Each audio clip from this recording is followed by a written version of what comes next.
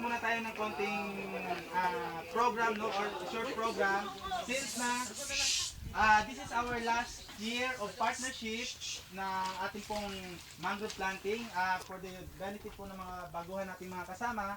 This is our fourth partnership ng Alpha Phi Omega, Puerto Princesa Oil JCs, PTCI Junior JCs, at lalong-lalo na yung ating pong sponsor, major sponsor, yung Smart Telecommunication and the city government. So, marami po tayong dapat pasalamatan sa bawat isa as a group and as partners, no? Siguro, before we start our program, ay tawagin po natin yung ating pong MC for this program, ang aming pong Public Relations Officer sa Puerto Princesa Oil, si JCI Tom Caspoy, at ang aming pong Long Secretary, si Seth Perez. Okay?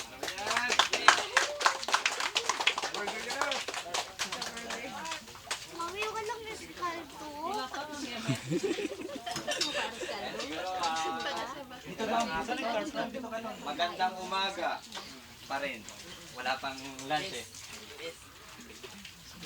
Siguro to start off, dasal muna tayo. Hindi tayo nakapagdasal kanina eh. May I call on JCI Bong Cortas to lead us a prayer. Ikaw din. Hindi, wala. Okay, siguro before we start our program, let's start with a prayer po muna para mas maganda yung ating pong talakayan. So, in the Father, the Son, and the Holy Spirit, Amen. Lord God, good morning po sa iyo at we would like to give your praise and thank you, Panginoon, sa araw po na ito, sa ating pong activity for the fourth mangrove planting, Panginoon, ng APO, ng PTCI Junior JCs, ng Oil JCs, ng Smart at ng City Government. Lord, we pray and thanks that sa loob po ng 4 na taon na aming po partnership, that it is a successful one, Panginoon. Lord, also we praise and thank you, Panginoon, sa maulan na panahon, Panginoon, but then still it is a blessings for kami, Panginoon. And also we also thank you for all those who participated sa mangrove planting po ito na ito, Panginoon, sa mga partners, sa mga kasama. And we pray that sana po for the rest of this activity, you always protect us and guide us para po mas maging successful po ang event na ito. All this we pray in Jesus' name, Amen. Amen. Father, Son, God. Okay. So, siguro, hingihan muna natin ng mga kanya-kanyang message na from different organizations. To start off, may I call on Mr. Edong Magpayo from Apo.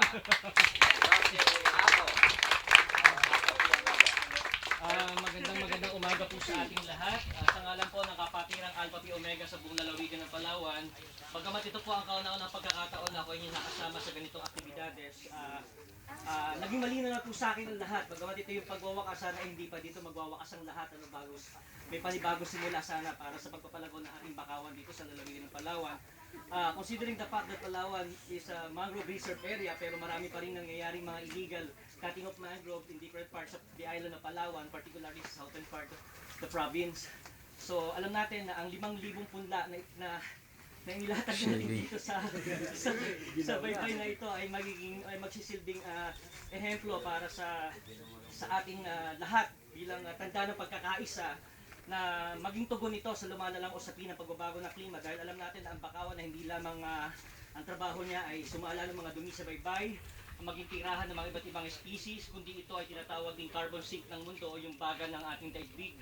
So malaking tulong na naman ito sa pagtugon natin sa pagbabago ng klima at pag-iinit ng daigdig. So sa ngalan po ng Kapatirang Apo at sa ngalan ng Horton Society na una niyong nakapanalig sa aktibidades na ito, dito yung unang pagkakataon ng Palawan Alpha Phi Omega Alumni Association o PAPOA na maging kaagapay naman ninyo sa ika-4 na pagkakataon.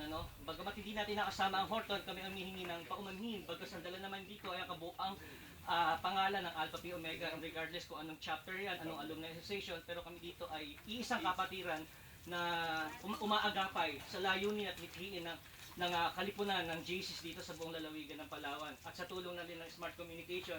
So malaking tulong ito sa lalawigan ng Palawan na ibalik natin ang mga nawalang bakawan sa ating lalawigan. So sa ngalan po uli ng Apo, maraming salamat sa inyong mainit at pagtanggap at sa pagkaagapay sa aming kapatiran. Mabuhay po tayong lahat.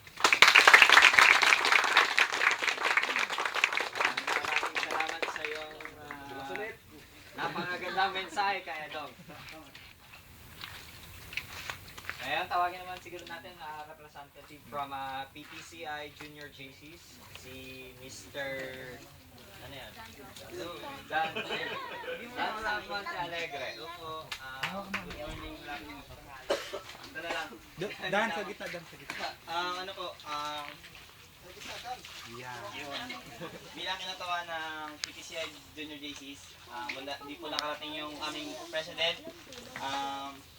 Nagpapasalamat po kami sa huling pagkakataon na muli po kaming naimbitahan at nakarating sa huling event na ito. This is the last event na magkakasama-sama po tayo. Sana sabi po nga nung ni Kuya, sana hindi magtapos, sana mayroong uling bago simula. Yung bakawan na tinanong natin is tandayo ng ating pagkakaisa bawat isa, na sana is yung bawat isa doon ay mabuhay at ipagmalaki man lang natin na patuloy nating na-preserve yung ating environment dito. Yun lamang po at maraming salamat. Maraming salamat, Mr. Danra.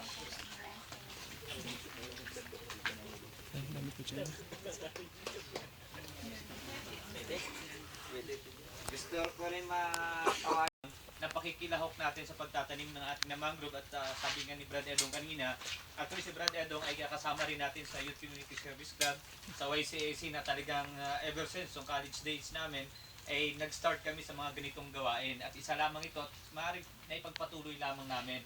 Kaya kinahangaan din namin yung grupo ng PTCI at yung ating kasamahan from APO. Maraming salamat po sa inyo at lalong higit yung ating partner, yung ating SMART at sila mismo ang nagtaguyod sa atin para may pagpatuloy yung programang ito. So sa mga kasama natin, sabi nga, itong ginagawa natin ay parte lamang sa buong mundo ng pagbabago ng klima na siya natin kailangan at dapat natin gawin. Ang sabi nga, alam niyo po, ang temperatura ng ating tubig ngayon ay nagbabago na rin. Kaya yung mga isda natin ay marami, isa rin sa naging problema natin, kaya kumukunti. Dahil yung temperatura natin na dapat na siyang kinagalawan ng ating mga isda, mga buhay ilan sa ating karagatan ay nagbabago din dahil nga doon sa kawalan natin or sa hindi natin pagbibigay ng tamang pagpapahalaga yung ating amang dagat. So eto marahil ay isa sa nagbibigay ng carbon dioxide natin na siyang nag-i-inhale at exhale ng ating mga masasamang elemento. So sa pagkakataong ito ay sinasaluduhan ko yung bawat isa sa atin at palakpakan natin yung ating mga sarili dahil nandito tayo ngayon para magpapalagay ng ating mga buhay.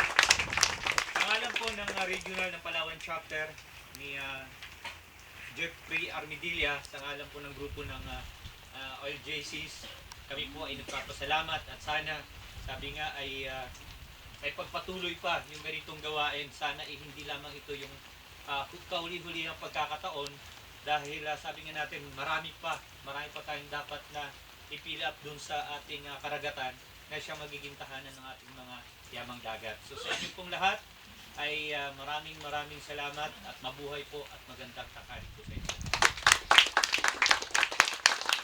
Salamat. Excuse po, announcement po. Kung meron pong magandang nangyari sa araw na to, meron po tayong pinag-isang dibdib kanina na hindi nyo lamang nalalaman. Dahil sa mga group na to kanina ay nabigyan tayo ng pagkakataon para pakal po natin si Mr. and Miss Carion. Oh?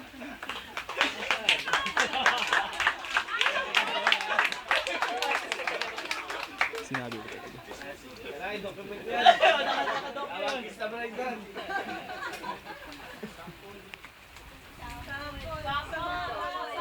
Sampol! Patunay, wala patunay. Sampol!